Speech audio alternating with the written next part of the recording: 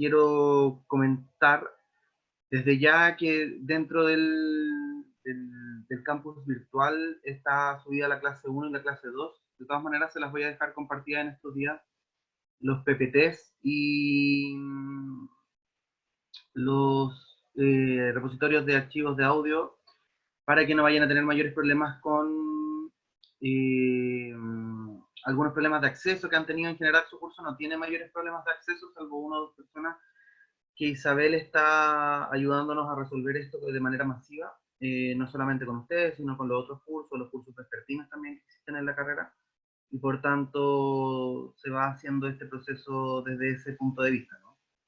De todas maneras se lo voy a dejar enviado al mail para que no haya mayores dificultades, sobre todo las primeras semanas, hasta que tengamos completa seguridad de que puedan acceder sin mayores problemas. Recuerden, chicos, que arriba también quedó el libro que debiesen leer, que es el de los magnates de la prensa. Bien, es un libro clásico del periodismo y debiésemos tender a poder leerlo, ¿ya? En términos simples, ustedes debiesen tener, comillas lo digo, su primera evaluación el día 29 de abril. ¿Eso qué significa? Que ese día 29 de abril, formalmente, ustedes van a recibir más bien las instrucciones de lo que ustedes van a recibir como evaluación. No necesariamente tienen que entregar esa prueba durante ese día, la idea es dar un plazo razonable de entre 2 semanas aproximadamente para que cada uno, dependiendo de las posibilidades de acceso que tenga o dificultades, o si es que hay algún punto que debamos resolver, lo podamos ir conversando y adaptando la evaluación a lo que cada uno pueda ir haciendo, ¿no? En ese sentido, estamos hablando que entonces la primera evaluación debiese ser allá por el día 29. Insisto que es más bien un día de coordinación más que de evaluación mismo, ¿bien? Eh, y por tanto, posterior a eso, debiésemos tener nuestra segunda evaluación el día 26, o sea, perdón, 27 de mayo, una segunda solemne, y finalmente el miércoles 3 de junio debiésemos tener nuestro control de lectura. Por tanto, el control de lectura, es decir, todo el texto que ustedes están viendo en la intranet, es el día 3 de junio. No es necesario que se aprendan las cosas de memoria. Al menos desde mi punto de vista en la universidad, uno debe comprender lo que está leyendo.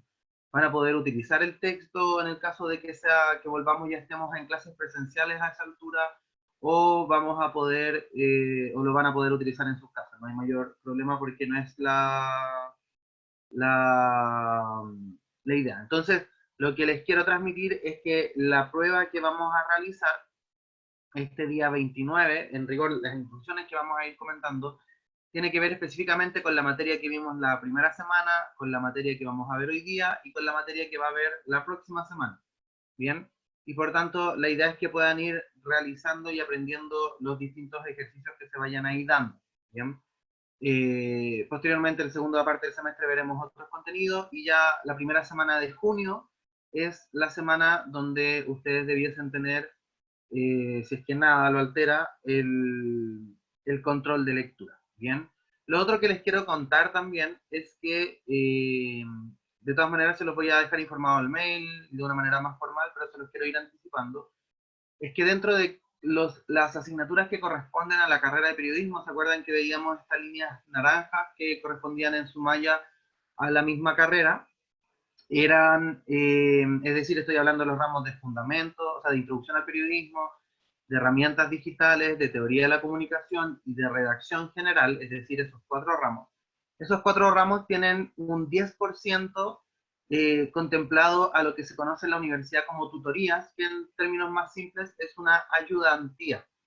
Hoy día en la tarde tengo una reunión con las personas encargadas de las tutorías y ellos van a agregar y van a empezar a ayudar a este tema de las tutorías. Las tutorías que son ayudas para, por ejemplo, estudiar, ayudas para mejorar redacción, ayudas para mejorar la expresión oral, en términos de cómo me puedo incorporar a la secuencia universitaria.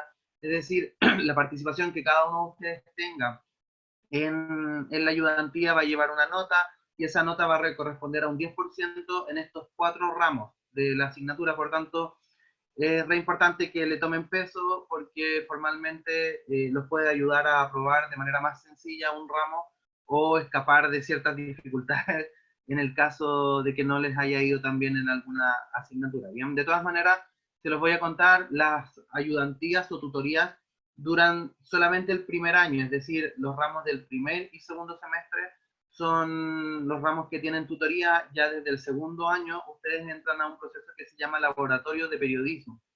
El laboratorio de periodismo tiene otras características que específicamente tienen que ver con la mantención y la construcción de un medio de comunicación y que ustedes lo van manteniendo y desarrollando en pos con los restos de los cursos. ¿Bien?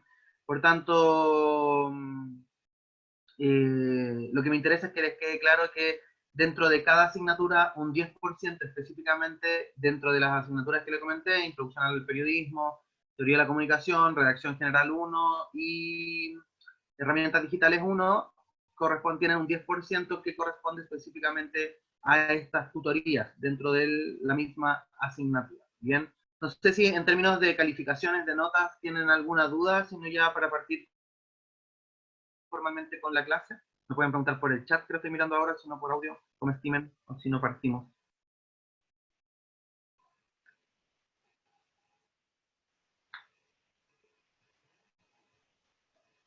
Nada, chicos, bien.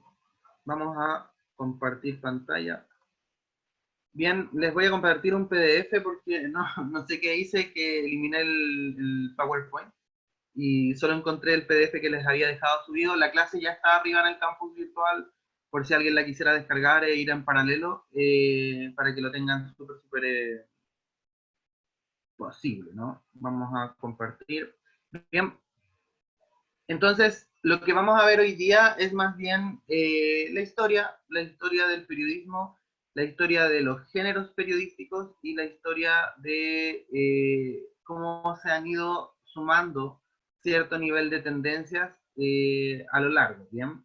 Ustedes después el próximo año, el próximo semestre, tienen una asignatura que se llama Periodismo en la Historia de Chile. En esa asignatura ustedes van a profundizar mucho más de lo que estamos conversando hoy día, pero es bueno que ya empiecen a manejar cada uno de los conceptos que se puedan ahí ir dando, ¿no? Entonces, como inicio, les quiero contar que en el mundo el periodismo como tal no partió como periodismo, sino lo que partió fue más bien un inicio que tiene características de lo que comúnmente se conoce como reporteo. Bien, lo primero que partió en el mundo es los periódicos, es decir, publicaciones que se hacían con un cierto nivel de frecuencia de tiempo. ¿Eso qué significa? Que un medio de comunicación, que en este caso eran escritos, no periódicos, se publicaban todos los días, se publicaban una vez a la semana, se publicaban una vez al mes. Cada medio elegía la frecuencia de tiempo que deseaba publicar. Por tanto, lo importante de esto es que lo primero que surge como un concepto relacionado al periodismo son los medios de comunicación. El primer diario del mundo que se conoce o se tiene vestigio es este Strasburger Relation de Alemania, que surge allá por el año 1605. Bien, ¿por qué es importante destacar esto de que no había periodistas, sino lo que más bien habían eran reporteros? Porque lo que existió durante los 300 primeros años de los medios de comunicación, es decir, en 1600, en 1700, en 1800, es que lo que existía eran reporteros, es decir, personas que por su expertise científica, deportiva, cultural, etcétera, observaban algún hecho y lo contaban en estos medios de comunicación. Pero lo contaban desde su propia subjetividad, lo contaban desde su propia percepción, lo contaban desde su propia dimensión, ¿no? Entonces, lo interesante de esto, en términos simples, es que el periodismo como tal no existió durante esa época, sino que eran más bien reporteros, personas que iban, miraban, veían alguna historia y finalmente la escribían desde su propia expertise, ¿no? Algunos reporteaban cosas de carácter científico, otras reporteaban de carácter deportivo, etcétera, Y el concepto de reporteo, de salir a terreno, de ir a entrevistar a alguien, de ir a mirar cosas que pasan, se mantiene hasta el día de hoy. Por tanto, podríamos decir que los albores del periodismo, los inicios del periodismo, tienen que ver con este concepto de reporteo, de personas que generalmente transcribían sus opiniones dentro de estos medios de comunicación. En Chile el caso es bien famoso, generalmente se pasa incluso en los colegios, que el primer medio de comunicación en Chile fue la famosa Aurora de Chile. Y la Aurora de Chile era un periódico, ¿cierto?, de los monjes, ¿no?, que hablaba sobre todo en la patria vieja, en este periodo intermedio, ¿no?, donde posteriormente seríamos reconquistados, y eran cartas de opinión de todos los frailes que estaban ahí a favor sobre todo de la independencia de los países y del desarrollo mismo de los países. Por tanto, ellos reporteaban en rigor lo que observaban, miraban y finalmente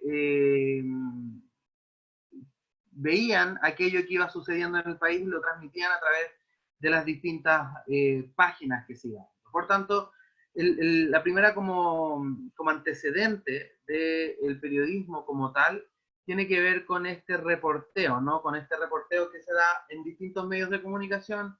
En Chile se vio reflejado la Aurora de Chile, también pasó en diarios como El Ferrocarril o el Ilustrado, o ya más conocidos como el Mercurio de Valparaíso, que también en sus inicios parte como un fenómeno más bien de reporteo, ¿no?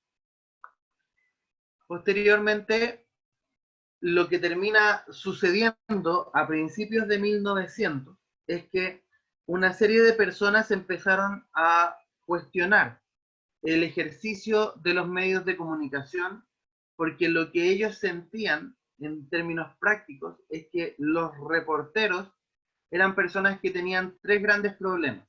El primero es que eran muy subjetivos, es decir, transmitían constantemente su opinión sobre las cosas que ahí iban. Y por tanto, si alguien, voy a suponer, fuera un reportero en la actualidad, expondría su posición a favor o en contra del movimiento social del 18 de octubre, a favor o en contra de lo que está haciendo Mañalich en el Ministerio de Salud, a favor o en contra del aborto. Entonces, lo que les quiero transmitir es que finalmente hubo un grupo de personas que observaron esto y lo único que veían en los medios de comunicación eran opiniones.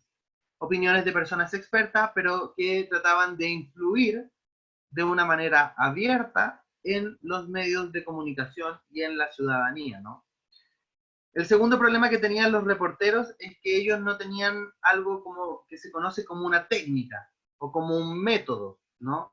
No tenían algo como que ellos pudiesen decir, mira, aquí vamos a escribir de tal manera, aquí vamos a escribir un titular y abajo vamos a ir con el lito, con la bajada. No, no existían esos parámetros. Cada uno escribía como se le iba dando la gana. Y en tercer lugar, el tercer punto, y que quizás era el más grave, es que los reporteros no tenían conductas de carácter éticas o tampoco tenían conductas que estuvieran amparados en el punto de vista legal.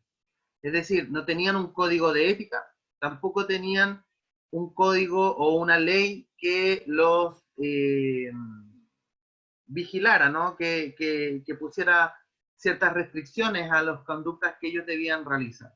Por tanto, lo que termina sucediendo es que un grupo de personas que vieron esto como un gran problema, porque finalmente ellos tenían mucho poder, eran el famoso cuarto poder de las sociedades, tenían demasiado poder y tenían a la vez demasiada irresponsabilidad al momento de construir los medios de comunicación.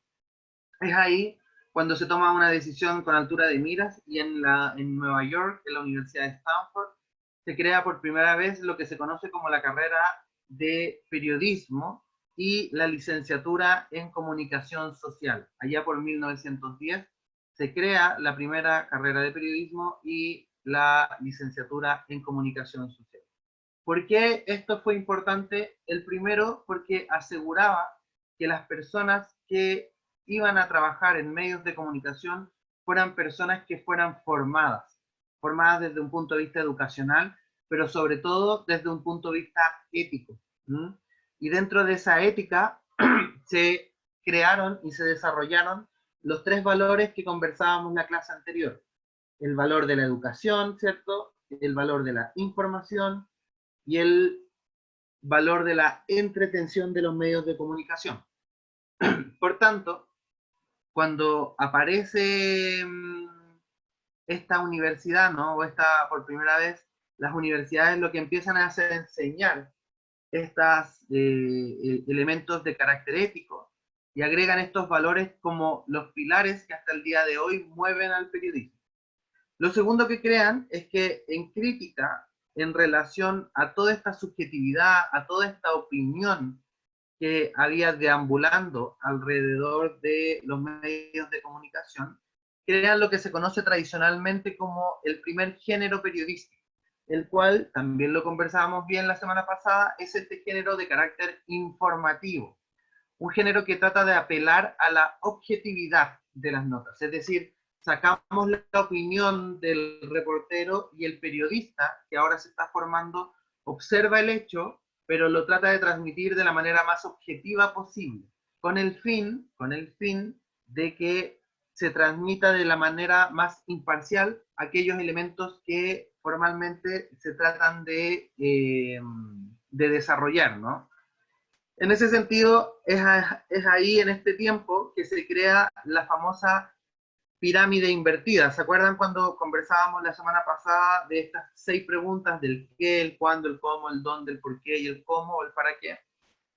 Y además se crea la estructura de medios, es decir, se crea el epígrafe, se crea el titular, se crea la bajada, se crea el lead, se crea el cuerpo de noticias, se crea el pie de foto, se crea las fotografías, se crean los cuadros, etcétera, etcétera, etcétera. Es decir, se le empieza a dar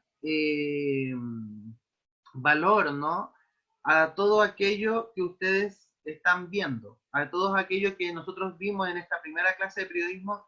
Se está enseñando esto desde hace 100 años como una respuesta a los reporteros, es decir, a esta subjetividad. Hoy día, ¿dónde podríamos decir que está esta subjetividad reporteril? En las redes sociales. O sea, ahí vemos mucha opinión, vemos en ocasiones datos que no están siendo contrastados, y por tanto lo que termina sucediendo ahí es que formalmente los géneros periodísticos o los periodistas son aquellos encargados de poner la comprensión de lo que ahí está sucediendo, de ver exactamente cómo se puede ir realizando el proceso, de tratar de aplicar la pirámide o tratar de aplicar, ojalá, desde un punto de vista lo más informativo posible. ¿Existe alguna duda hasta el momento? No tengo 100% acceso al chat, pero avísenme si alguien escribió en el chat, si no, una pregunta, y si no, seguimos.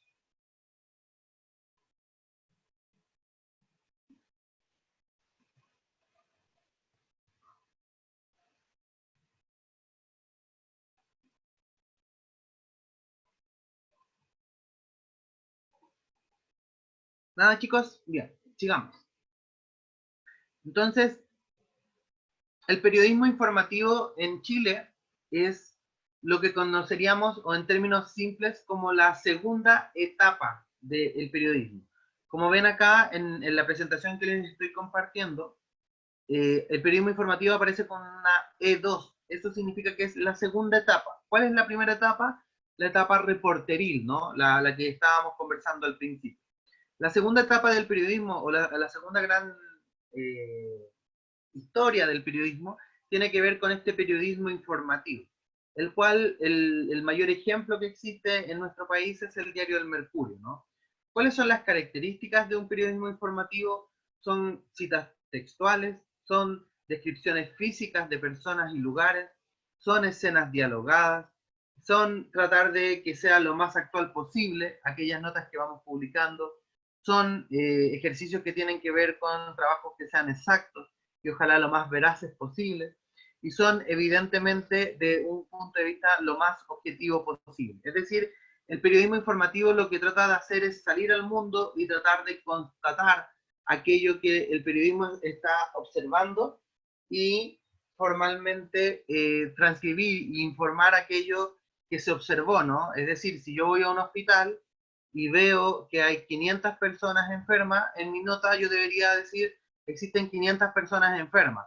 No voy a agregar estos adjetivos que se van dando como existen millones de personas enfermas en los hospitales, porque ahí estaría transmitiendo opinión, transmitiendo subjetividades. El periodismo informativo trata de ser lo más real, lo más aterrizado posible a aquello que ustedes están viendo, observando, leyendo en sus distintas estructuras y en sus distintos parámetros, ¿no? Posterior a ello, una tercera etapa que es muy paralela al periodismo informativo es el periodismo de opinión. ¿Por qué sucede esto? Porque cuando las universidades empezaron a observar que existía este periodismo informativo, ¿no? Que ellos trataron de transmitir desde el punto de vista de la objetividad, desde el punto de vista de las miradas que se iban realizando. El mundo de los reporteros, que todavía existía, no porque apareció una universidad, desaparecieron los reporteros, empezaron a ver que este terreno que ellos tenían tan seguro de trabajo empezó a desaparecer y empezó a ser adquirido por los periodistas, ¿no? Por estas personas que iban siendo de carácter más bien formadas o críticas a lo que se venía realizando. Y lo que surge en paralelo a lo que ellos estaban realizando fue el periodismo de opinión, es decir, esta subjetividad que aparece lo transforman en un periodismo de opinión. Y las universidades crean lo que se conoce comúnmente como géneros de opinión. Entonces, inmediatamente que aparece el periodismo informativo, que son las notas de objetiva, veraces, actuales, que relatan el hecho, en el periodismo de opinión lo que termina sucediendo es que se transmite todas aquellas subjetividades, todas aquellas opiniones que se van dando en los medios de comunicación. Es decir, el mundo reporteril, por decirlo de alguna manera, este científico que antiguamente escribía grandes notas, hoy día ya no es un científico, sino que es un columnista y aparece como columnista dentro de un medio de comunicación. Ahí es donde aparecen las columnas, donde aparecen las editoriales, donde aparecen los principales elementos del género de opinión, es decir, las críticas, las columnas, las editoriales, como les iba diciendo, que son quizás los elementos que uno más ve hoy día en los medios de comunicación y que se han mantenido hasta el tiempo. Si uno habla como periodista, el sueño de todo periodista es llegar a tener su propia columna de opinión en un medio de comunicación masivo. Por tanto, para alguien que tiene una columna necesita ser bastante bueno y bastante bien conocido para tener estas columnas de opinión sobre las temáticas que a cada uno de ustedes les pueda interesar abordar. Esto es interesante porque, por ejemplo, si conversamos de lo que sucedió en Chile como tal, en Chile lo que terminó sucediendo es que eh, las universidades no partieron en 1910, ¿no? Partieron allá en la década de 1960, con las dos universidades que partieron el mismo año con las carreras de periodismo, que son la Universidad de Chile y la Universidad Católica.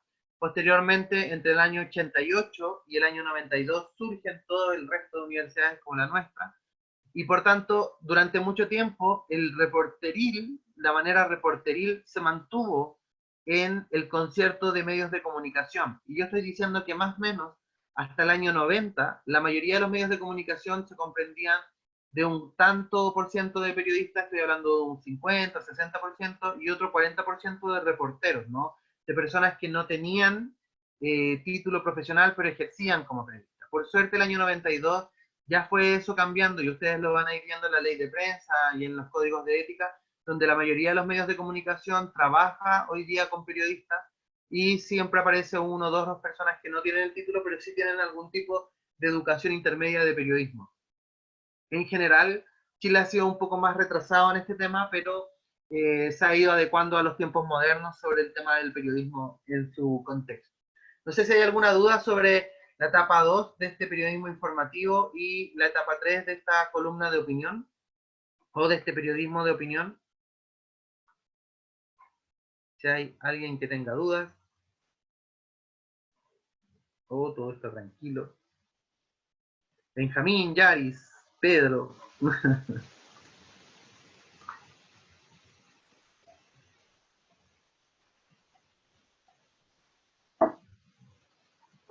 Bien, sigamos chicos entonces.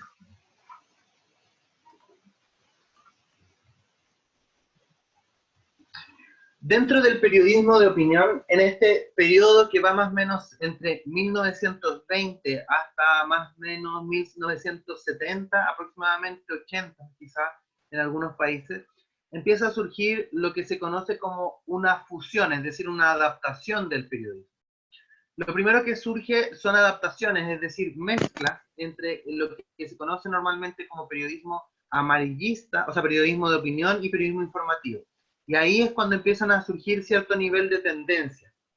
La primera tendencia, sobre todo en esta tercera etapa, es lo que se conoce como la prensa amarillista. ¿Por qué se le conoce como prensa amarillista? Por un término muy simple, tal cual lo ven en la imagen que estamos proyectando. Abajito, en esta imagen, aparece un niño que está absolutamente vestido de amarillo, ¿bien?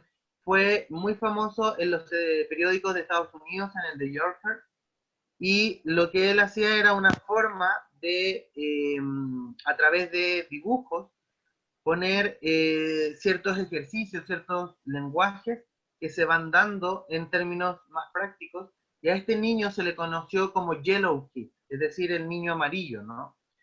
Y a este tipo de prensa se le empezó a conocer como prensa amarillista. ¿Qué características tenía esta prensa? Por primera vez en el periodismo, como una acción para tratar de vender más diarios, para tratar de causar mayor impacto, se empezó a jugar con los elementos de diseño. Es decir, ya no importaba tanto, o por decirlo no es que no importara, pero adquiría un valor más importante o de igual de importante la noticia, es decir, el contenido que transmitíamos, pero también la forma en que lo presentábamos. Es decir, la prensa amarillista, ¿qué es? Letras grandes, colores llamativos, fotografías que nos llaman la atención, un diseño atractivo, un lenguaje más coloquial. Por tanto, la prensa amarillista, que se empieza a tratar temas como accidentes, como hechos policiales y problemas de pareja, son frecuentemente conocidos en lo que se conoce actualmente como el amarillismo, ¿no? El amarillismo, por tanto, son todos estos cambios de diseño para llamar la atención y para tratar de que el medio de comunicación trate de vender más.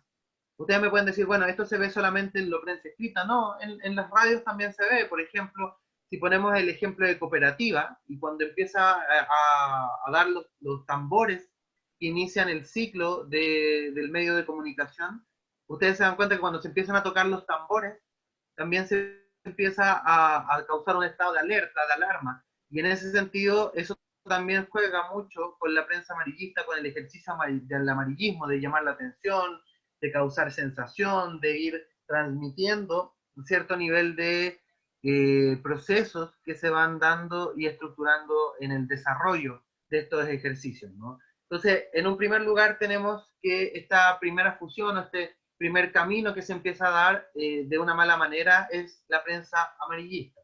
Dentro de la prensa amarillista existen distintos tipos de prensa, ¿no? La primera de ellas es la que se conoce como la prensa sensacionalista, ¿no? A diferencia, o sea, la prensa sensacionalista es un resabio, es decir, una raíz, una continuación de la prensa amarillista. Y la prensa amarillista, que ya sabemos que es este tamaño de letras grandes, etcétera, la prensa sensacionalista es toda aquella prensa que se preocupa más bien del acontecer ciudadano de una manera bastante coloquial. Es decir, pone cosas que tienen que ver con sexualidad, pone cosas que tienen que ver con el día a día de personajes de farándula, etcétera, etcétera, etcétera. Y por tanto, lo que hacen es dar a conocer ciertos elementos que tienen que ver con el ver y el oír, y que no requieren demasiado elementos de inteligencia detrás, ¿no? Por ejemplo, podríamos comparar con esta portada famosa que tuvo las últimas noticias con el auto de Martín Cárcamo en medio de toda esta pandemia, ¿no? De coronavirus, ¿no? Ese tipo de prensa se le conoce como prensa sensacionalista y a la vez se le clasifica también como prensa amarillista. En ese sentido, lo que les quiero destacar es que formalmente existen estos dos parámetros.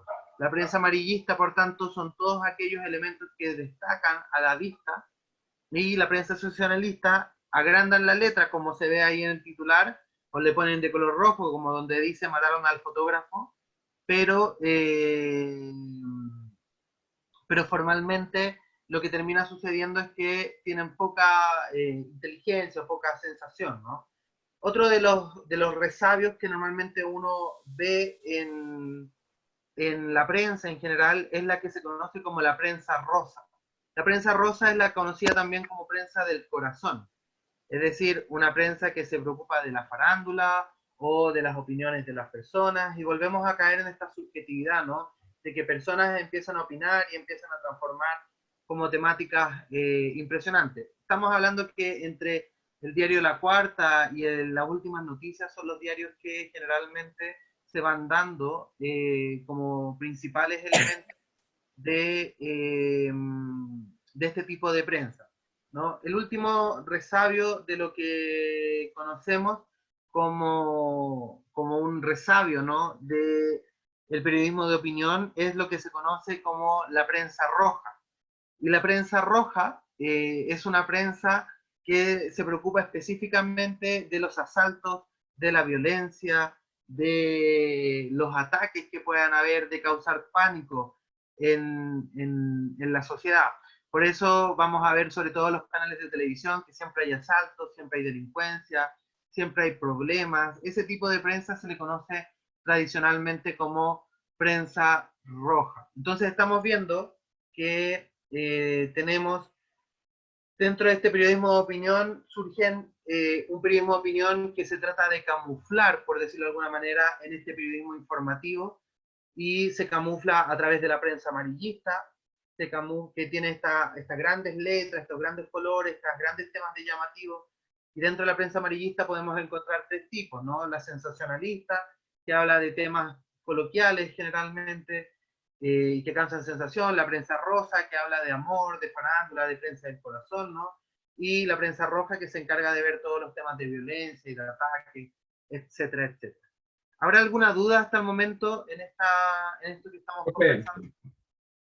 profe, entonces la prensa sensacionalista, la rosa y la roja, ¿todas derivan de la amarillista? Exactamente. Ya, o sea, ya. O sea, tienen características. O sea, por ejemplo, cuando hablamos de la prensa sensacionalista, estamos igual forma hablando de la amarillista. Exactamente.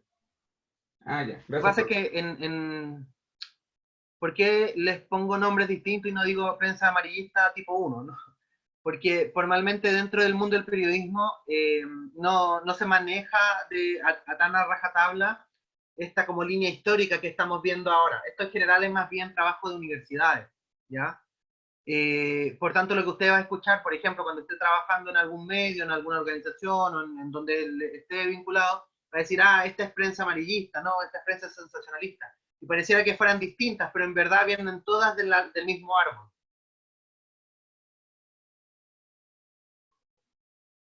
¿Se entiende? Sí, profe, gracias. Súper. ¿Alguna otra duda, chicos?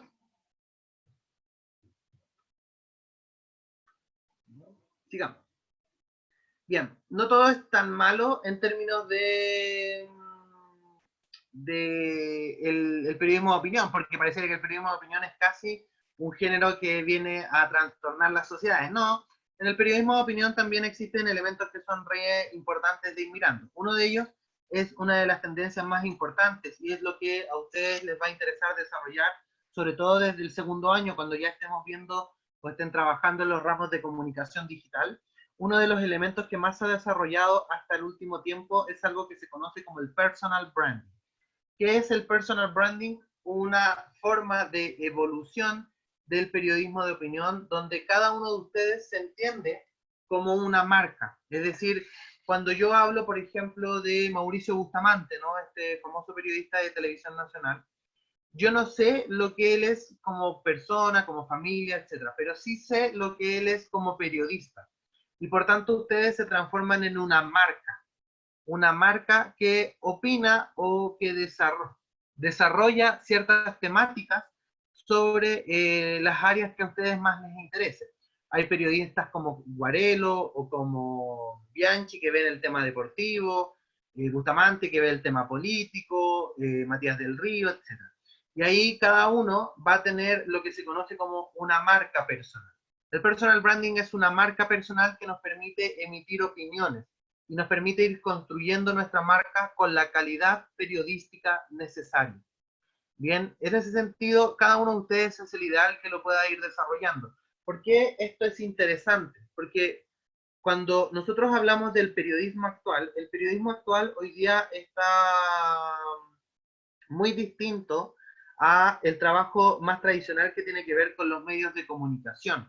Es decir, los periodistas, por ejemplo, en Estados Unidos o los periodistas en Europa, que son las tendencias que nosotros estamos persiguiendo, y lo que esta escuela se va a encargar de ir transmitiéndoles a cada uno de ustedes a través de emprendimientos periodísticos, a través de comunicación digital, etcétera, es que ustedes vayan desarrollando sus propios medios de comunicación. Es decir, que desarrollen su propio podcast, que desarrollen su propio blog, etcétera, etcétera, porque es a través de eso que formalmente el periodismo va a ir subsistiendo y es hacia donde nos vamos moviendo, ¿no? Lo que quiero darles a entender en palabras simples es que hoy día el periodismo está funcionando mucho con los niveles de suscripciones. Un podcast en Estados Unidos cuesta una suscripción mensual de alrededor de $5, algo así. Voy a dejarlo muy de introducción porque hoy día el dólar está casi el peso chileno, alrededor de 5.000 pesos, ¿ya? Y gracias a esos 5.000 pesos, usted adquiere una serie de información, datos relevantes, cultura que se va dando de manera muy, muy atractiva. En ese sentido, si usted logra, por ejemplo, a través de ese podcast, de ese blog, de esa página, lograr que sus suscriptores logra conseguir 500 suscriptores sobre la temática que a usted le interese, que usted va a ir explorando, etcétera, como se hace en primer mundo, su sueldo promedio va a ser de 2,5 millones mensuales. Ese es el futuro del periodismo. ¿Se entiende? Lo que quiero decir es que como en el mundo no van a haber 500 personas que usted pueda lograr generar un contenido de tal nivel de calidad que esas personas estén dispuestas a suscribirse. ¿Se entiende? Entonces, lo que interesa en este sentido es que ustedes sepan que gracias a estas técnicas como el personal branding, las narrativas transmedia y otros elementos que vamos a ir conociendo, ustedes van a poder desarrollar productos que finalmente les va a permitir trabajar en aquellos que a ustedes más les apasionen. Y en ese sentido va a ser lo más importante en el proceso mismo del desarrollo, ¿no? Por tanto, cuando hablamos de personal branding como tal, hablamos también de este ejercicio de desarrollo en términos prácticos, ¿no? De cómo se puede ir desarrollando también su propia opinión, su propia investigación, su propio elemento a través y construyendo una marca personal que tenga una visibilidad, una credibilidad, que tenga valores periodísticos y formalmente que tenga conexión emocional. ¿Por qué? A usted seguramente le va a ir mejor que a cualquier otra persona o le va a costar menos tener una marca personal porque usted va a tener el título de periodista. Y ese título hasta el día de hoy, a pesar de que no somos la carrera número uno en términos de puntaje o lo que sea, formalmente es un título que todavía se respeta en el mercado, que todavía tiene valor en el mercado. Somos a la par de un médico, a la par de un abogado, somos carrera tradicional. Y por tanto, al ser una carrera tradicional, en general tenemos un buen panorama para poder relacionarnos, por ejemplo, ¿no? Bien, en ese sentido, lo, lo que les quiero ir comentando es que la cuarta etapa del periodismo surge a través del periodismo interpretativo. ¿Y por qué es interesante esto? Porque allá con la década del 60, cuando empiezan a proliferar, es decir, a expandirse, a surgir todas las universidades a nivel nacional, o sea, a nivel mundial, perdón, lo que termina sucediendo es que en el periodismo, el periodismo informativo y el periodismo de opinión empiezan a ser cuestionados por muchas universidades, especialmente las latinas.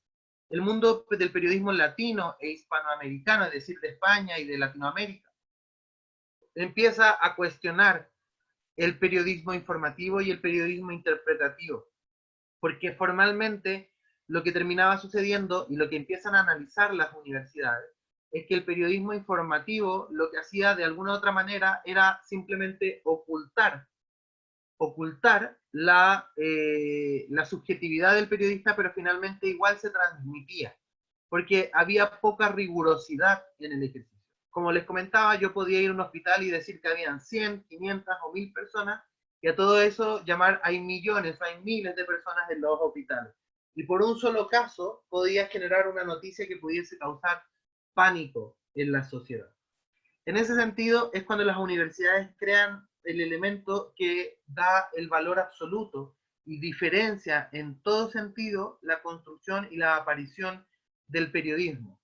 ¿Qué es lo que aparece? ¿Qué es lo que surge? ¿Qué es lo que sucede? El periodismo interpretativo. ¿Y qué es el periodismo interpretativo? Es cuando el periodismo entiende que debe ser científico y que debe tener cierto nivel de rigurosidad. Es ahí cuando las universidades ya no solo entregan el título de periodista, sino que además agregan el título de la licenciatura en comunicación social. Cuando usted obtiene el título de licenciado en comunicación social, lo que está obteniendo es un título que valida que usted es una persona que puede ejecutar acciones de carácter científico, rigurosas, y por tanto puede ser confiable y es absolutamente confiable todo lo que usted está diciendo. En ese sentido, ¿qué es lo que aparece con el periodismo interpretativo? Aparece que cuando yo voy a investigar una noticia, tengo un problema. Por ejemplo, el problema que quiero averiguar es saber si efectivamente las cifras que se están informando diariamente del COVID son reales o no son reales. Ese es mi problema.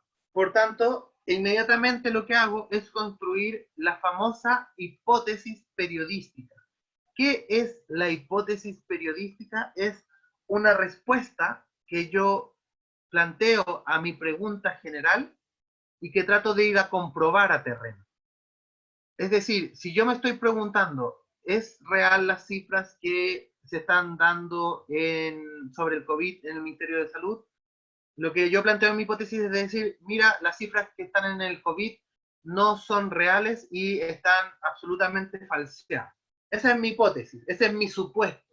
Por tanto, lo que yo termino, lo que ya trato de hacer es finalmente decir, ok, este es un supuesto y por tanto lo que voy a hacer es decir que voy a ir a comprobar si ese supuesto que yo tengo es verdad o no. Y ahí lo voy a investigar.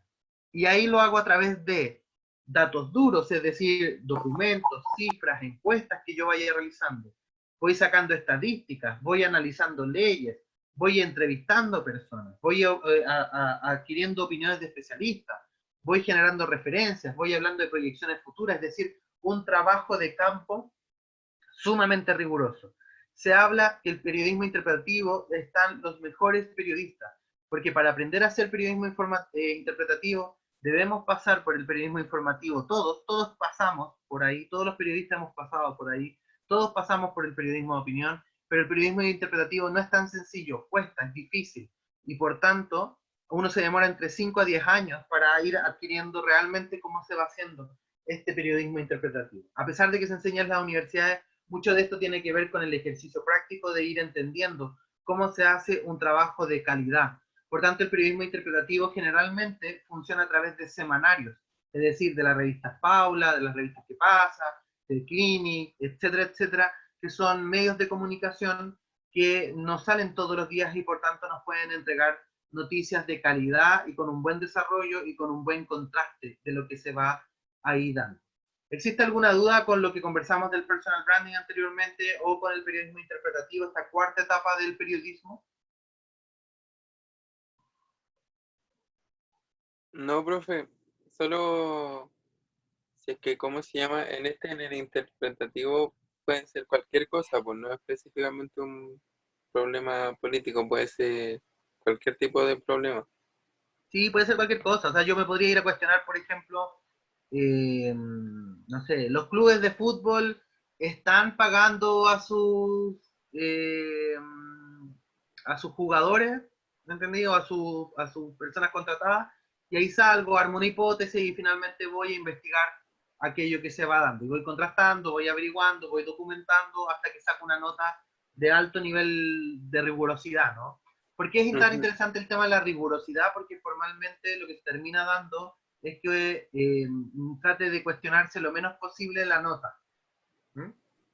Sí, De lo que usted está profe, publicando. y lo último es que uno al final no es que dé una respuesta concreta al problema, sino que hace el análisis y lo dice Exactamente, igual no a es que, otro. o sea, formalmente lo que uno trata de hacer es tratar de comprobar o refutar la hipótesis que uno mantiene, ¿no? Por tanto, yo Ya. podría decir, no, mira, el Ministerio de Salud tiene razón y está publicando las cifras reales. Y entonces yo como medio de comunicación tengo que salir a mostrar todos los antecedentes que se buscaron y decir, mira, en verdad el Ministerio de Educación tiene exactamente las cifras que se están publicando. ¿Me entiendes? Y lo que trato de hacer es una conclusión. No necesariamente voy a lograr ver todas las cifras porque un periodista, un equipo periodista, quizás no logre en una semana a ver todos los hospitales del país. ¿Me entendí? Claro. Pero sí va a lograr hacer una conclusión aproximada de lo que está sucediendo. Siempre hay margen de error, incluso en las investigaciones científicas. Ya, ya, profe.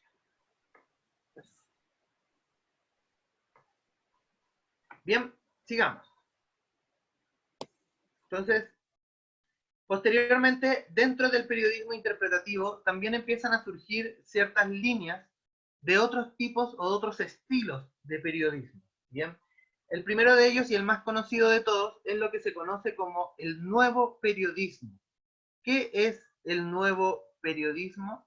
Es un periodismo de carácter más interpretativo, pero su principal gracia es que ya no es tan documentado, no es tan duro, no aparecen números, no aparecen gráficos, no aparecen datos que se puedan ir dando, sino lo que va sucediendo ahí es que más bien tienen un estilo más literario, más de crónica, ¿no? Más libre en su ejercicio. Es decir, pareciera que estuviéramos leyendo un libro de ciencia ficción, pero en verdad lo que estamos leyendo es una novela de corte periodístico.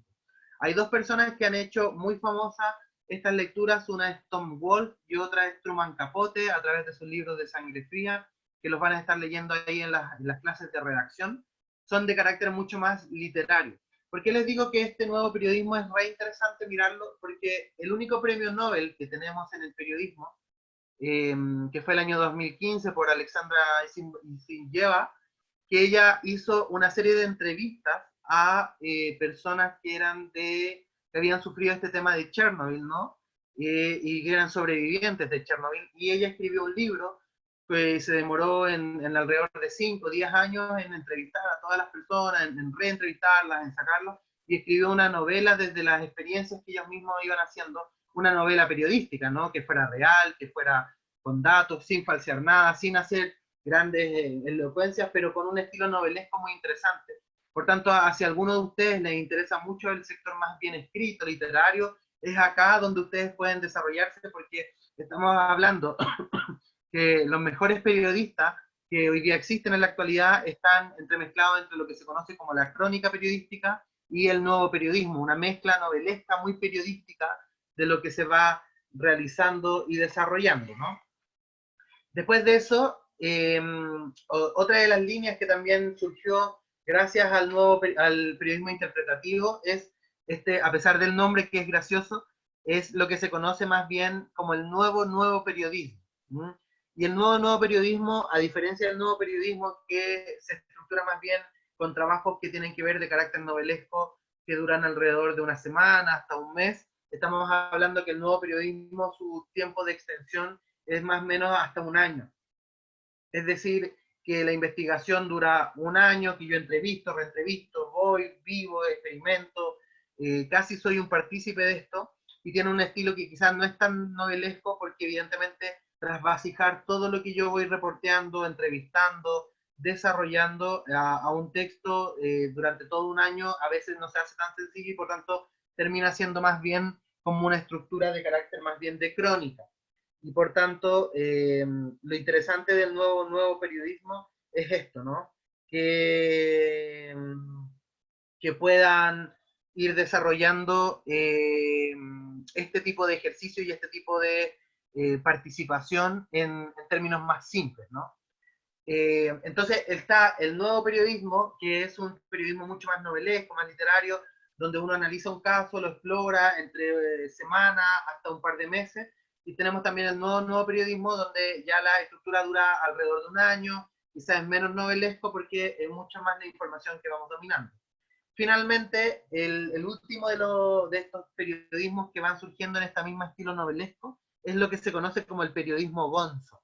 Y el periodismo gonzo es uno de los periodismos más preciosos que puede existir porque es la dedicación absoluta al periodismo mismo. Es decir, un periodista que va y se incluye en alguna sociedad, en algún elemento que quiere reportar, se hace partícipe sin que la comunidad sepa que uno es periodista y vive con las personas y está años con esas comunidades y por tanto es de un carácter más bien de tipo etnográfico y representa más bien la observación del periodista. Por tanto es un periodista mucho más relatado, pero es un trabajo que demora meses, años, perdón, de vivencia, porque todos sabemos que si yo voy y entrevistamos a una persona, esa persona no me va a contar todo, ni en la primera, ni en la segunda, ni en la tercera entrevista, sino que tengo que casi ser un amigo, tener confianza para que ellos revelen realmente todo lo que sienten o las emociones que están ahí interrelacionadas. Por tanto, el periodismo gonzo también tiene esta estructura un poco más novelesca, pero ya es desde el punto de vista mismo del periodista. El periodista es la primera persona que va relatando y evita ya hablar de entrevistas, sino que más bien es un relato de lo que ahí se va sucediendo, de la observación que va dando el periodista y generalmente siempre se traduce a libros, a ejercicios de bastante estructura. No sé si hay alguna duda con estas tres líneas del periodismo interpretativo, o sea, del periodismo interpretativo. Profesor, ¿sabe que en este periodismo uno se hace como amigo de la otra persona y la otra persona sabe que es periodista o este periodista se mantiene callado en esa relación? O sea, mira, hay distintas miradas de eso. Eso tiene que ver con la ética personal de cada uno. Hay personas que plantean, y esto viene desde el punto de vista antropológico, ni siquiera desde el periodismo, desde el punto de vista etnográfico, que cuando tú te involucras en una comunidad no debiese nadie saber que tú eres periodista, porque, o antropólogo en el caso de ellos, porque cuando tú informas de eso, las personas empiezan a tener inmediatamente una reacción contraria a entregarte información porque saben que tú estás ahí para hacer algo, ¿no? Y por tanto es difícil verlo. Pero también hay otra corriente que habla de que uno tiene que ser honesto y decir, mira, yo soy periodista y te vengo a hacer esta pregunta y quiero participar con usted y observar, verlo, trabajarlo. Tiene que ver mucho con la forma en que tú quieras trabajar. También tiene que ver qué estés reporteando. O sea, si estáis, por ejemplo, el periodismo gonzo se ve mucho en el periodismo de guerra, ¿no? O en el periodismo, por ejemplo, que cubre las grandes mafias o los grandes carteles. No vas a ir tú, por ejemplo, a un cartel de la mafia y decirle, hola, yo soy periodista, ¿no? Va a depender mucho también de los contextos, de la ética. Eso es un trabajo que tienes que ir valorando tú y que si es que tú no confiesas que eres periodista, bueno, tienes que ser muy respetuosa con las fuentes que vas a tratar, cómo los vas a llevar, cómo vas a exponer la vida de esas personas. Porque a la larga eso es lo que vas a terminar haciendo. Entonces, lo importante de esto es que ustedes tengan sumamente consciente de que cuando uno hace este tipo de ejercicio, es la ética lo que domina cada uno. Ustedes, si es que hacen un mal ejercicio, pueden ser expulsados de los colegios de periodistas, ser trabajados por el tema de las leyes, etc. O sea, hay que tener harta responsabilidad en esto. Es lo mismo que pasa si un médico se equivoca en un informe, en un análisis, en una operación. O sea, el problema del médico es que mata a las personas, pero nosotros estamos haciendo un daño que puede durar toda la vida. Entonces, hay que tener mucha responsabilidad con lo que uno va haciendo. No sé si hay alguna otra duda o si Yaris te quedó ahí claro. Sí, muchas gracias, profe. Profe, Profe, Dígame. con el nuevo periodismo, no me queda muy claro a qué se refiere como hacerlo mucho más literario. O sea, como que el periodista una vez investiga, puede hacer escribir como una novela sobre el acontecimiento, noticia o lo que investigó. Exactamente. O sea, lo que termina sucediendo es que yo, por decirte un ejemplo, en el periodismo informativo yo diría, el ministro Mañalich entrega las cifras de 4.000 personas infectadas en Chile. Esa sería mi nota, mi forma de escribir. En el periodismo, en el nuevo periodismo, lo que uno termina haciendo es, el ministro de Salud caminó lentamente, con los focos bajo la presión, empezó a sudar, se movió, trastabilló, dudó al momento de hablar, se inquietó, miró a las cámaras fijamente, respiró y ahí empezó a comunicar la cifra. ¿Se entiende un poco cómo se hace? Es decir, entrega la misma información, pero formalmente te va contando mucho más detalles, te va interiorizando en los personajes que tú estás relatando y te va entregando la información que va ahí sucediendo. Generalmente en el nuevo periodismo lo que termina sucediendo es más bien casos que son de larga envergadura. Por ejemplo, una de las famosas novelas que existen en Chile, que son Los niños pies de barro, que la escribe Juan Pablo Meneses, que es uno de los periodistas más famosos del país, de que trabaja este tipo de elementos. Lo que él hace fue investigar, por ejemplo, a todos estos niños y a todas estas mafias que existían, que iban a inscribirse a los clubes de fútbol para tratar de ser futbolistas profesionales. ¿Entendí? Pero lo que él hace es, a través de una novela, describir todas las precariedades, todos los negocios, todas las malas conductas que ahí existen, y por tanto uno va leyendo y se va interiorizando desde una manera mucho más dinámica, más entretenida, pero formalmente se está informando de lo que ahí sucede. Ahora, este periodismo no miente, o sea, no te va a inventar si Mañalich, por ejemplo, dice, y el ministro Mañalich se puso a reír. No, no te va a decir si es que no lo hizo. El periodismo, la diferencia entre el nuevo periodismo y la novela, es que la novela inventa cosas, sueña con cosas. El nuevo periodismo no te inventa nada, te va describiendo de una manera mucho más atractiva lo que va ahí sucediendo, cosa que en los medios de comunicación tradicionales no sucede, pero en estas novelas o en estos cuentos o en estas historias que se van dando son mucho más atractivas, ¿no? No sé si queda duda, Diego. Profe, Gracias. Profe, por ejemplo, el escrito de Gabriel García Márquez en Relato de un náufrago, ¿estaría dentro de como el nuevo periodismo o sería ya una novela?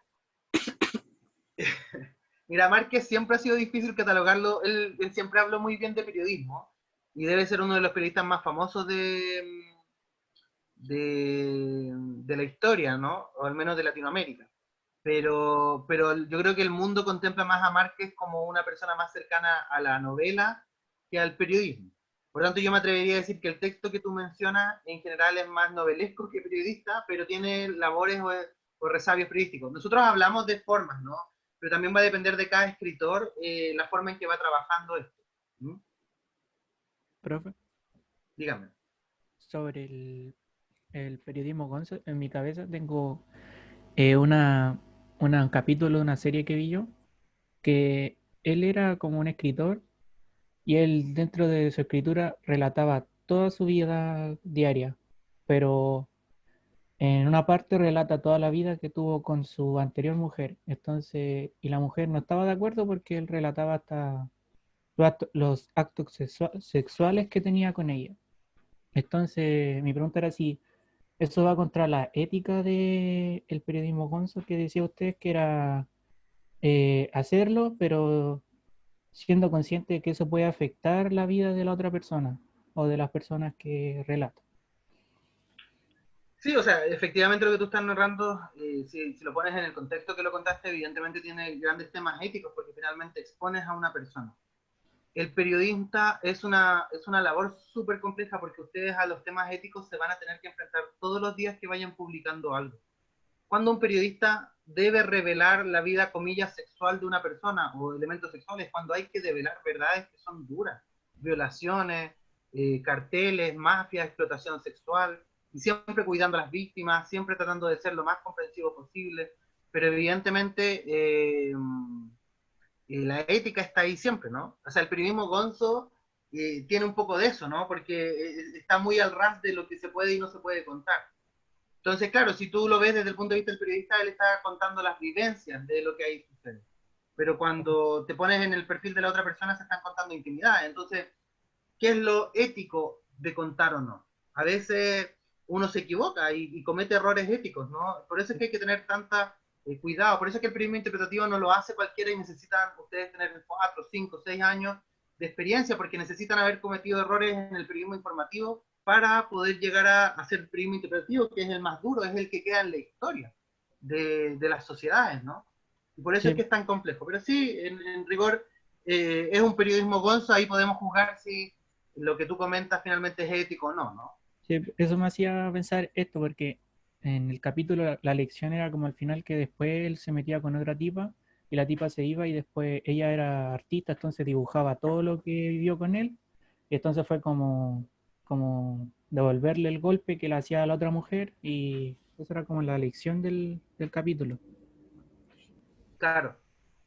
Pero eso, en rigor, el tema ético siempre se va a cruzar con cualquier tipo de noticia que ustedes vayan dando.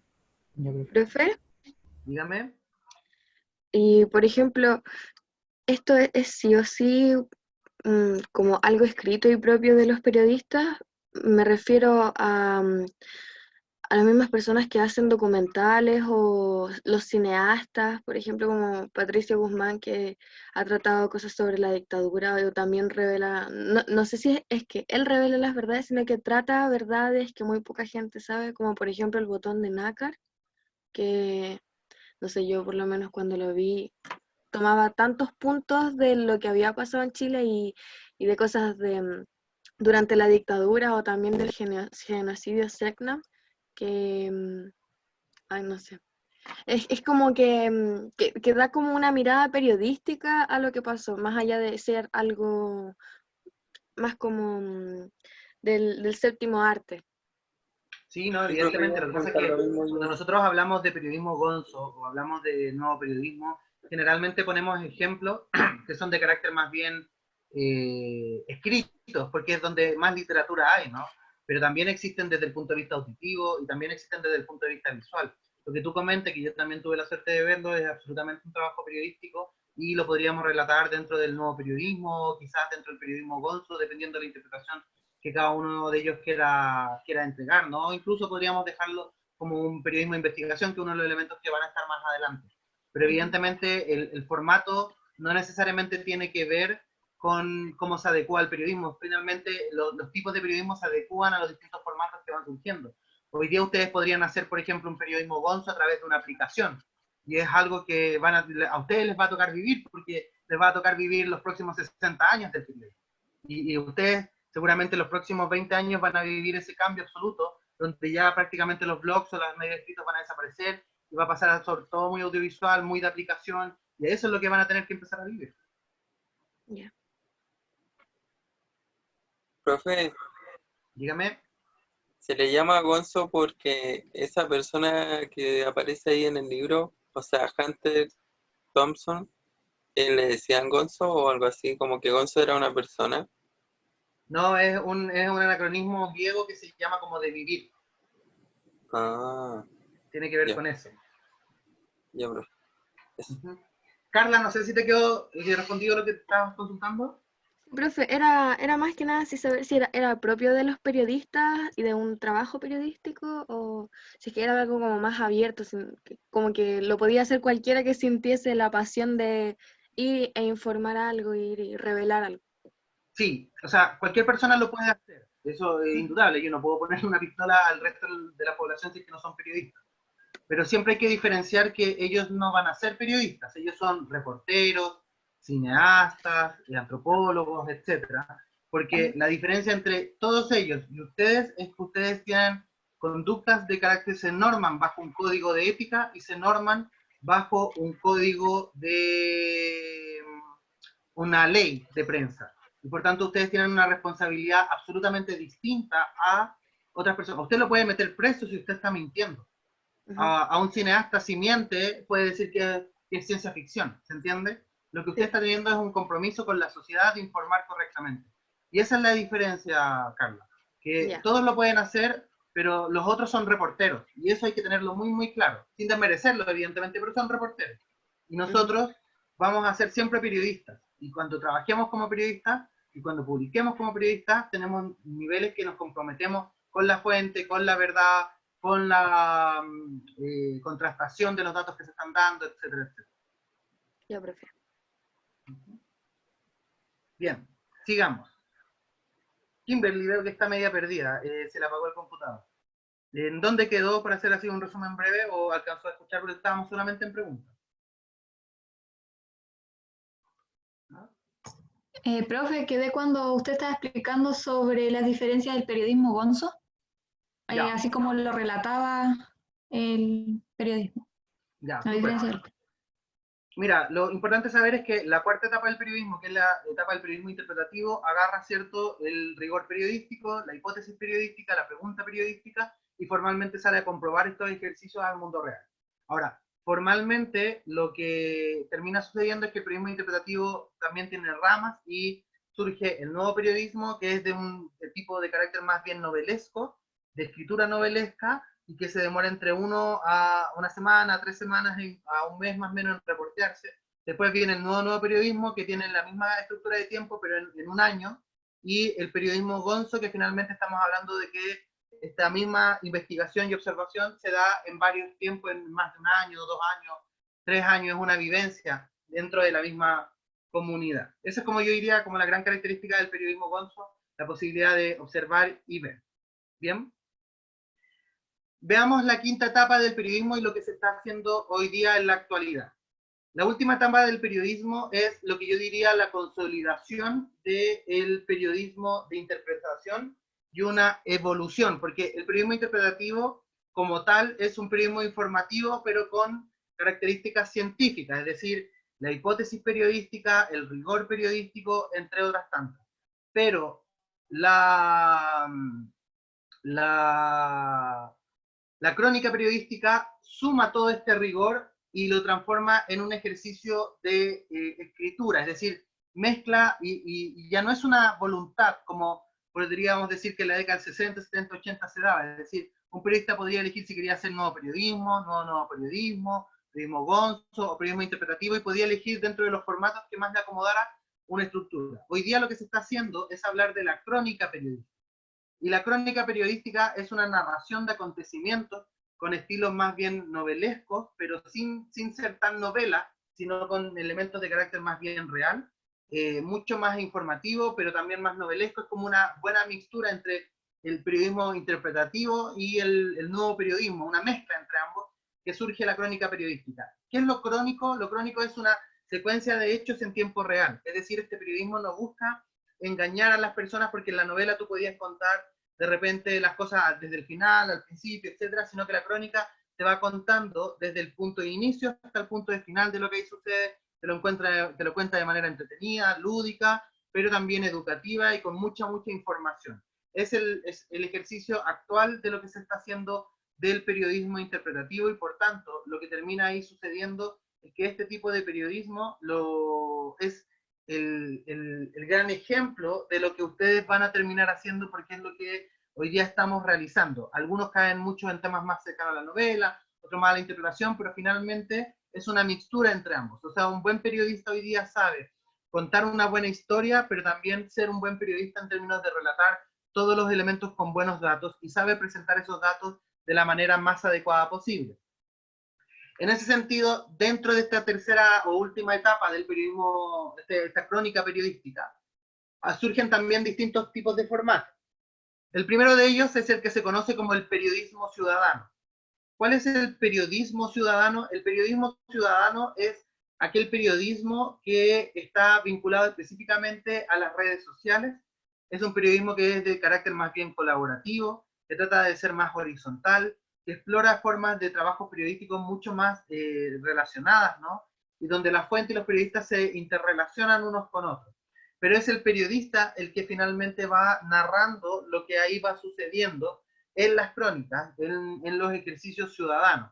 Es decir, yo puedo hacer una nota de las opiniones que se van surgiendo en redes sociales, o de aquellos elementos que se van dando. Por ejemplo, no sé si ustedes han visto este famoso término del caza noticia, o envíanos tu imagen o tu video sobre los elementos que se van dando. Bueno, ahí es un periodismo ciudadano, es decir, alguien toma un ejercicio, lo ingresa a los medios de comunicación, y por tanto termina sucediendo que el periodista finalmente, gracias a este aporte ciudadano de un reportero ciudadano, se transforma esto en una noticia y en una crónica que se puede ir contando de una manera mucho más atractiva. Bien, otro de los ejemplos también es el que se conoce como periodismo hiperlocal. A diferencia del periodismo ciudadano, que el periodismo ciudadano es un periodismo que se informa de todos y enfrente de todos, el periodismo hiperlocal es un periodismo que específicamente se habla o se estructura en comunidades mucho más pequeñas, es decir, un periodismo que está realizado para pequeñas comunidades. Por ejemplo, las radios de, no sé, Villa Francia, o la radio de Barrio Brasil, o un medio de comunicación que sea específico, por ejemplo, de un equipo de voleibol, etcétera, etcétera. Estamos hablando de que es súper localizado, es decir, es un periodismo más de barrio, es un periodismo mucho más estructurado, y formalmente lo que se hace es escribir crónica, estructura, noticias diarias de lo que ahí va sucediendo, como un ejercicio de crónica, pero específicamente del barrio, de la geografía súper específica. Podríamos hablar que un periodismo hiperlocal puede ser máximo todo un medio comunal, por ejemplo, dentro de nuestro país, porque más allá de una comuna ya empieza a ser un periodismo de carácter más bien ciudadano. Otro tipo de periodismo que se va dando es el famoso periodismo transmedia, un periodismo absolutamente digital y que su lógica hace que ustedes deban entender que el periodismo, el tipo de crónica, ya no solo se adapta a los formatos tradicionales como el auditivo, el visual o el escrito, sino que empiezan a aparecer todos estos elementos de interacción, es decir, que yo puedo hacer clic en una pantalla y que me explica de manera crónica y secuencial distintos ejercicios que ahí se van dando. Me va ayudando con otra técnica que se llama storytelling, que es cómo yo puedo ir contando estos relatos.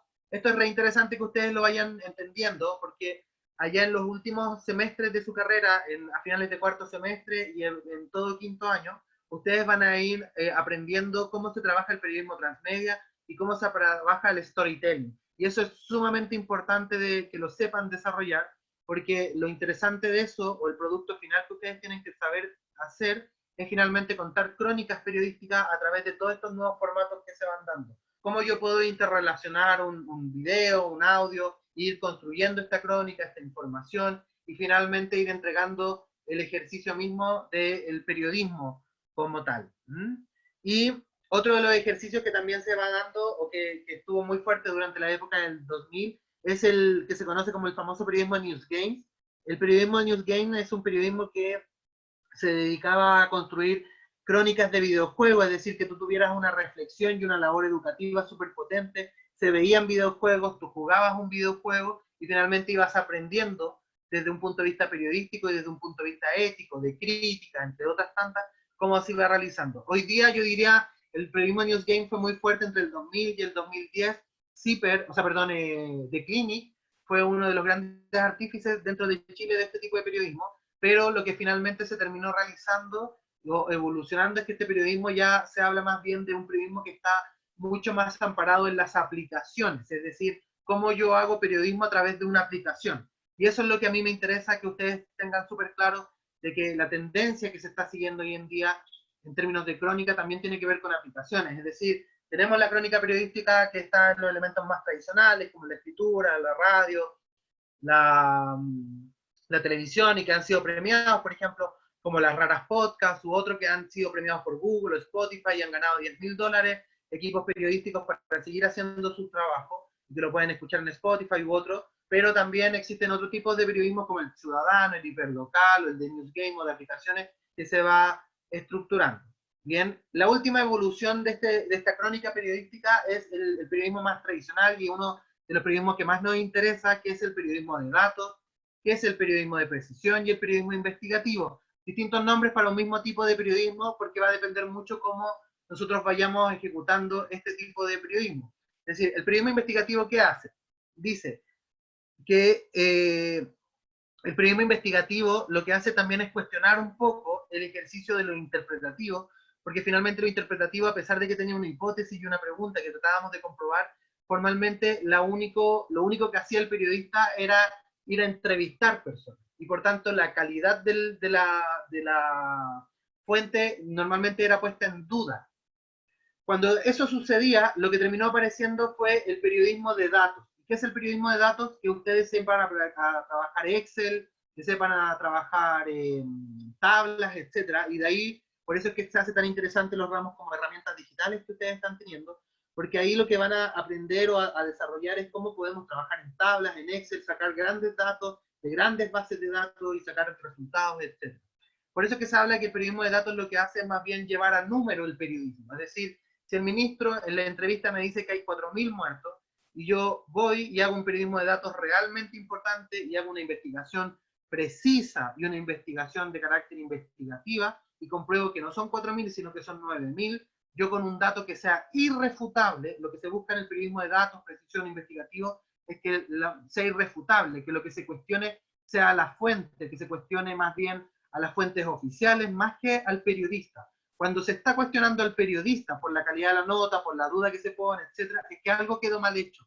Pero cuando se cuestiona y la noticia es publicada y se cuestiona la información y se dice, oye, pero ¿cómo puede suceder esto en el país? Es que el periodista ha hecho un trabajo de calidad. ¿Se entiende la diferencia entre estos tipos de crónica, todo? ¿Hay alguna duda entre lo que les fui conversando? Profe, Diga. yo no entendí bien el periodismo News Games. No, no lo entendí. El News Game es un periodismo de videojuegos, ¿ya? Denme un segundito y se los voy a mostrar para que, déjenme buscar algún ejemplo. Denme un segundo, si alguien quiere, puede hacer una pregunta mientras voy buscando ejemplos. Mientras, si no, les muestro. Profe, a mí no me quedó claro el de transmedia. ¿Ya? Voy a ir mostrando ejemplos. Yo creo que va a ser lo más sencillo porque a veces cuesta dar ejemplos, ¿no?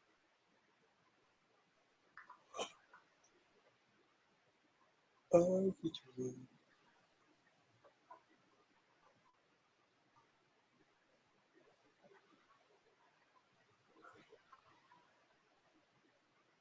Denme un segundo mientras empiezo a buscar ejemplos.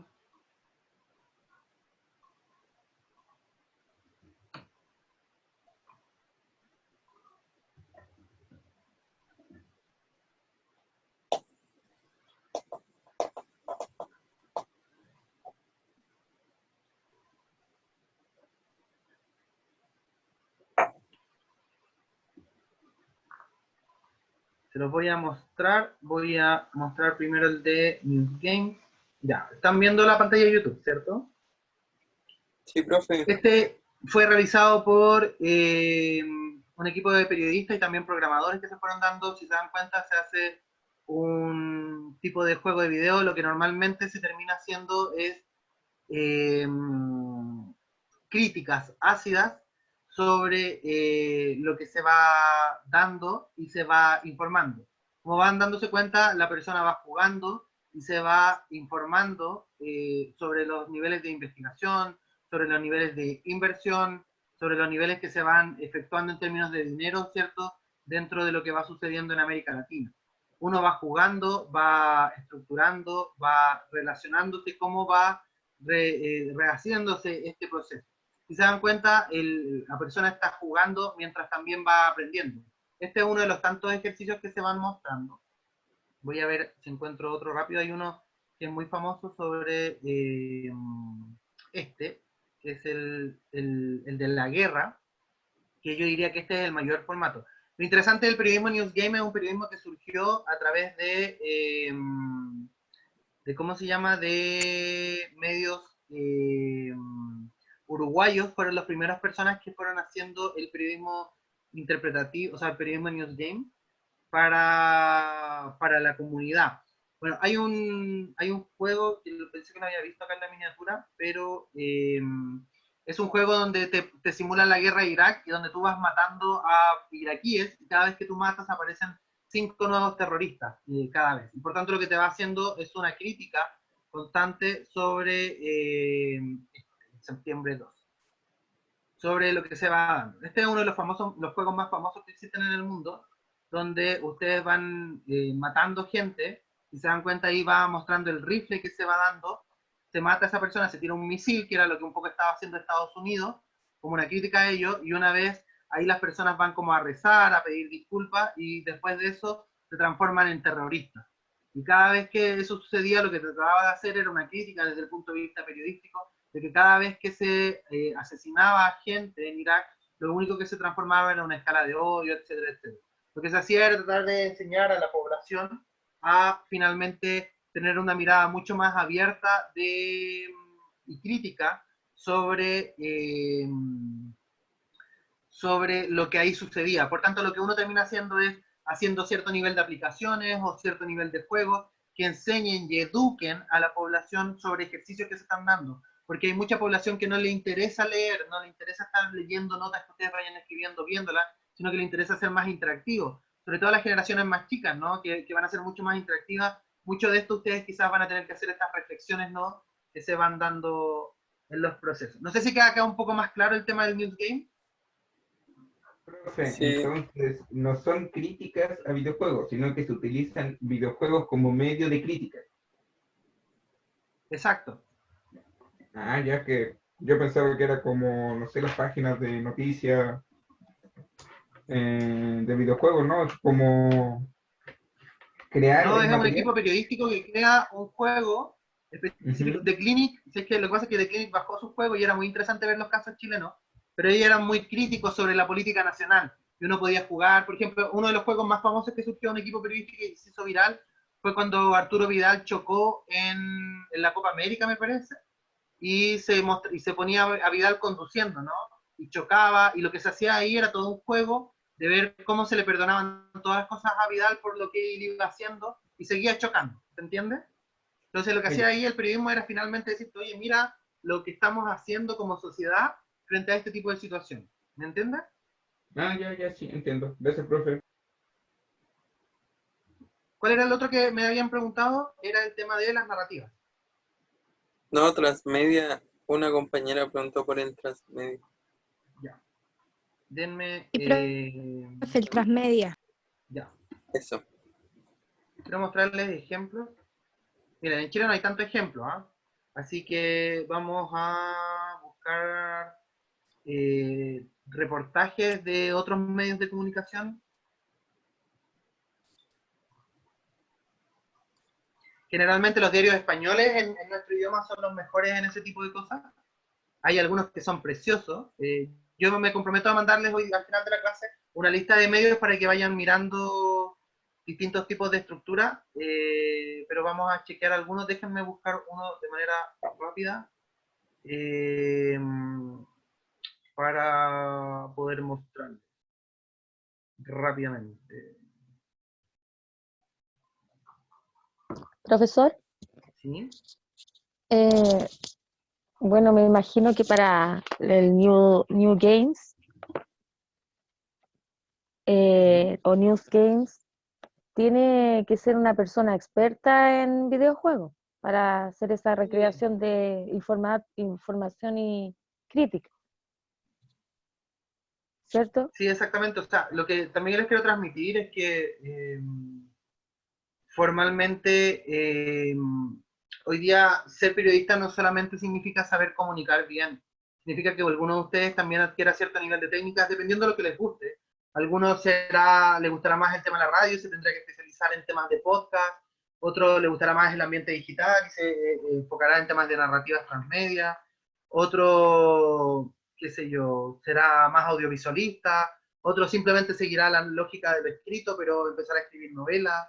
Entonces, lo que les quiero dar a entender es que formalmente, hoy día, claro, cada periodista debiese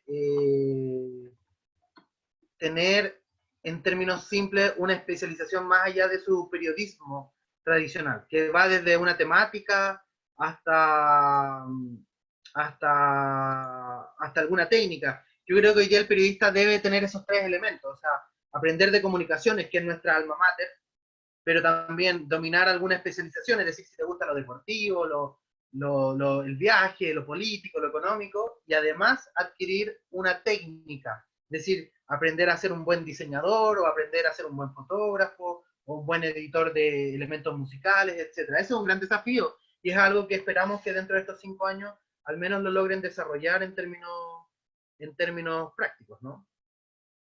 Ya, profesor.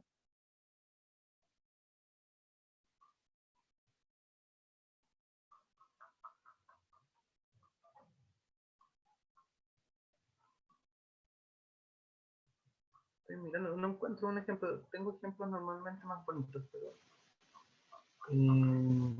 quería ver.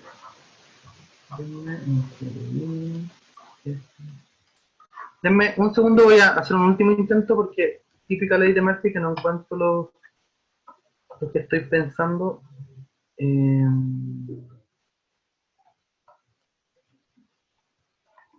y si no, se los voy a dejar mandado el mail de todas maneras.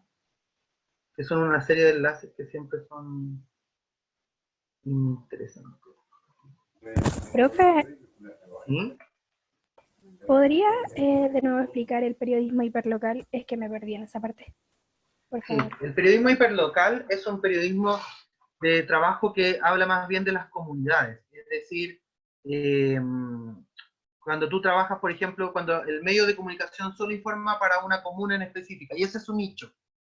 O informa, por ejemplo, para un colegio, o informa para un barrio, etcétera, etcétera. La gracia es que ese periodismo hiperlocal sobrevive o trabaja en términos de lo que se va dando dentro de esas mismas coyunturas o mismas sociedades, ¿no? No sé si queda como claro, pero es un trabajo, el periodismo hiperlocal lo que busca es más bien hacer noticias desde una sola localización, y su lógica es que sea únicamente en esa localización, tratar de que las personas de ese mismo sector lo vean. Generalmente las radios comunales son las que trabajan en ese tipo de, de estructura. Normalmente se da mucho más cercano en las radios, hoy día se ve también en grupos de Facebook, pero están todavía ahí, eso es muy, muy localizado. Profe, Muchas gracias, profe. Dígame, profe, dígame. es que, por ejemplo, hay un canal que se llama Canal 3 de La Victoria, que es de la comuna de La Victoria, pero, o de la población de La Victoria, pero hace noticias de otras cosas, pues, o sea, va a otros lugares también. Pero en Sí, sí o es sea, por como ejemplo, de, el canal de la Victoria, yo no lo conozco, no he tenido la oportunidad de verlo, pero me imagino, según lo que tú relatas, es que el periodismo hiperlocal no es que no pueda informar de otras cosas, ¿me entendí? Pero ya, ya, su ejercicio es informar específicamente a una comunidad. Es decir, ese periodismo lo hace para que esa comunidad en específico se informe, ¿se entiende? Y lo trabaja con los lenguajes para esa comunidad, con acciones, con entrevistados de esa misma comunidad, etcétera, etcétera. ya, comprendo.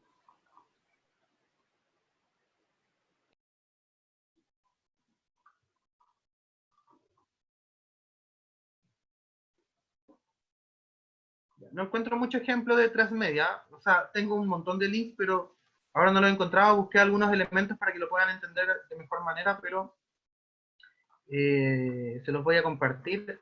Estamos viendo este, que es del diario El País, que en rigor, lo que quiero que entiendan es que el periodismo transmedia lo que hace es mezclar diversos formatos para entregar una misma publicación. Les voy a mandar una serie de links donde queda mucho más claro, y los vamos a revisar en la siguiente sesión porque ahora no los logro encontrar de manera simple, ¿bien? Pero en general lo que hace es, por ejemplo, tener texto, ¿cierto? Agregar fotografía, agregar elementos que se agrandan, normalmente se agrandan imágenes, etcétera, y lo que uno puede ir haciendo formalmente también es interactuando con aquellos elementos que se van a ir sucediendo. A veces en ocasiones hay videos, por ejemplo acá, estructuras que se van dando, pero la gracia del periodismo de transmedia es que mezcla muchos formatos para poder entregar una misma información.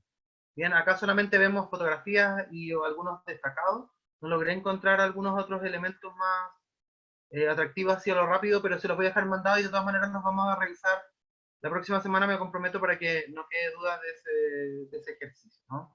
Y, por ejemplo, acá hay más fotografías y uno va viendo. Es decir, se mezclan, la gracia de esto es ir mezclando distintos formatos en términos de transmedia. La gracia del periodismo transmedia, por tanto, es que dentro de una misma nota se van haciendo o mezclando distintos formatos, video, audio, texto, y se van mezclando también interacciones. De hecho, las interacciones yo diría que es lo más entretenido que pudiese llegar a existir. No sé si logro responder en semi manera tu consulta. Sí, profe, ahora quedó un poco más claro. De todas maneras, me comprometo a mandarle el link y a que podamos revisar algunos blogs para que los puedan ver si que alguno tuviese dificultad de acceso la próxima semana. Bien. Eso, chicos, no sé si queda alguna duda sobre la clase particular. Antes de que terminemos la clase, se me olvidó. Quiero dejarles un pequeño trabajo para que lo puedan mirar dentro de lo posible. Este trabajo que quiero dejarles va como suma a dentro de un 40% este trabajo y el de la próxima semana que vamos a hacer, lo que quiero que hagan es que hagan un trabajo sobre cronistas y sobre periodistas que están en Latinoamérica. Son los periodistas más afamados. Como ven acá, hay varias columnas de nombres de personas. Lo que quiero es que ojalá seleccionen a 2 personas por tabla y vean qué tipo o qué elemento de innovación ellos están haciendo. Bien, y ojalá lo puedan clasificar a qué tipo de periodismo pertenece. Por ejemplo, Juan Pablo Meneses, por contarle algo, está haciendo una innovación que yo lo encuentro muy interesante, que es chileno, que se llama el periodismo portátil. Y el periodismo portátil que se va dando es un periodismo más bien de aplicaciones, y donde él va estructurando crónica y va haciendo cursos de capacitación, etcétera, etcétera, etcétera. Por tanto, es re interesante mirarlo. Pueden elegir a cualquiera de las personas que hayan, o si encuentran algún otro periodista o periodista que quieran agregarme, consultan y lo vamos relacionando. Lo importante es que en 2 o 3 líneas ustedes puedan identificar qué es lo que hace él como trabajo y a qué tipo de periodismo pertenece. Que puedan investigar un poco qué están haciendo los periodistas más afamados, los más premiados a nivel latinoamericano, hispano, sobre periodismo, ¿no? En el mundo. Si se dan cuenta, yo me imagino que algunos ni siquiera lo han escuchado en su vida, o quizás ninguno de ellos, con una buena experiencia para que vean qué es lo que se está haciendo como vanguardia en el periodismo. No sé si hay alguna duda sobre esto. Profe, para Dígame. dejarlo claro, serían 2 de cada tabla, y lo que hay que buscar de ellos es cómo están innovando periodísticamente y mediáticamente. Sí, mediáticamente. Exactamente, o sea, lo que me interesa es que, de acuerdo a la clase que vimos hoy día, ustedes puedan identificar a qué tipo de periodismo debiese pertenecer. Evidentemente no significa que van a leer todos los libros, no. Significa que puedan ir explorando, viendo qué tendencias ven, lo pueden ver en redes sociales, en Twitter, la mayoría tiene, Facebook, ver qué han escrito, a qué tendencia pertenece. Buscar, explorar un poquito, conocer a los periodistas que lo están haciendo bien hoy en día. Ya. Profesor, Dígame. ¿usted dice que esto va a sumar un porcentaje de esta tarea? Sí, corresponde a un 40% de la nota de la primera solemne, que es el día 29. Nosotros vamos a explicar esta solemne. Dentro de esa solemne se va a dividir en 2 partes. Una que vale un 40%, que va a ser el trabajo del día y de la próxima semana, y otra ¿Ya? que va a ser el trabajo mismo de la evaluación, ¿ya? Es decir, Ya. la primera nota va a componer estos dos elementos. Hola, profe. Hola. Hola, disculpe, no quiero ser molesto, pero no entendí muy bien la tarea, ¿la podría repetir? Ya. Está, de todas maneras, la tarea está subida en el PowerPoint, que está en el campus virtual, y también se lo voy a dejar compartido por cualquier problema que vaya a ver. Esta es la última slide. Lo que tienen que hacer es seleccionar alguno, o sea, 2 cronistas o 2 periodistas, en verdad, por cada una de las tablas que están acá, 2 periodistas, y averiguar de ellos qué es lo que hacen, qué han escrito, y formalmente, según lo que vimos en esta clase, a qué tipo de periodista o periodismo ustedes creen que pertenece. No hay una respuesta clara, o sea, no es que ustedes me puedan decir, oye, este pertenece al nuevo periodismo, y yo les voy a decir, no, este pertenece al periodismo Gonzo. No es así como funciona, cada uno tiene cosas distintas, etcétera, pero lo que me interesa es que vean, analicen y expliquen un poquito de por qué creen que cada uno pertenece a. No hay una respuesta 100% correcta, por tanto, siempre van a haber más de una o 2 alternativas por cada uno de los periodistas que ustedes están mirando. ¿Queda claro? Sí, vale. Vale, muchas gracias, profesor. Sí, Súper. profesor, ¿Cuándo se este lo... entrega? ¿No escucha qué cosa? ¿Cuándo se entrega? Idealmente, ojalá lo puedan entregar antes de la próxima semana, pero si alguno tiene algún problema, no hay problema en que lo entreguen después. La idea es que todo eso lo tengamos como tope de entrega a más tardar antes del cierre final de la primera solemne. O sea, por tanto, podrían más o menos pensar que tienen hasta un mes para hacerlo, pero la idea es que lo puedan hacer lo antes posible para también poder darles feedback y ver si estamos bien, estamos mal o qué hay que reforzar. ¿En qué formato, profesor? El que ustedes ¿Cómo quieran, se me pueden entregamos? escribir a través de un mail simplemente, si es que no tienen Word en las casas, o si tienen alguna posibilidad de Word, lo mandan en un archivo Word, no sé. Lo que interesa, chicos, es que lo puedan hacer y que lo puedan detectar. Ya, profesor, gracias. ¿Alguna Profe, pero otra duda? ¿es algo que vamos a ir desenvolviendo o es como algo pequeño. No, algo pequeño, estoy hablando de 1 o 2 líneas por cronista. Muy Ya. rápido. Lo que me interesa más bien es que los miren, que vean qué es lo que están haciendo los periodistas que han sido premiados y reconocidos por todo el medio periodístico como los mejores periodistas de Latinoamérica. Que ustedes observen y vean así, ojalá yo algún día llegue a ser.